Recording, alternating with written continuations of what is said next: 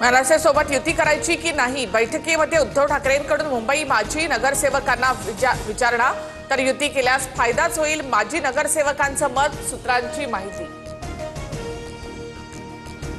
उद्या उद्धव ठाकरे सर्व भूमिका स्पष्ट करतील, ठाकरे बंधू महाराष्ट्राच्या हिताचे निर्णय घेतील, संजय राऊत यांची प्रतिक्रिया।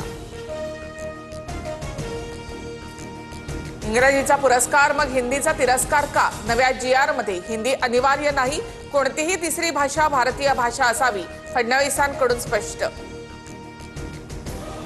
महाराष्ट्रामध्ये हिंदीची सक्ती करणार असाल तर संघर्ष अटळ, मोदी शहांच्या राज्यात हिंदी सक्ती नाही, हिंदी भाषा शाळेमध्ये कशी शिकवली जाते बघूच, राज ठाकरे यांचा इशारा।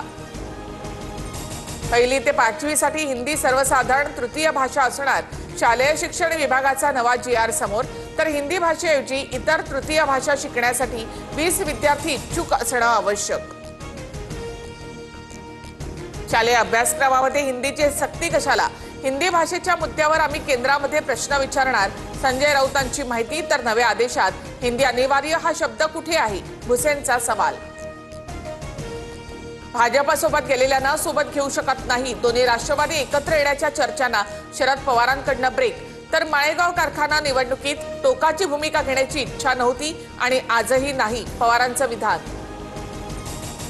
माळेगाव कारखाना निवडणुकीवरून दोन्ही राष्ट्रवादीमध्ये फिसकटलं, ऐनवेळी चर्चा फिसकटल्यामुळे दादांकडून उमेदवार जाहीर, दादांकडून आताच अशी भूमिका, निष्ठावंतांचं काय होणार, पवारांचं मत, सूत्रांची माहिती।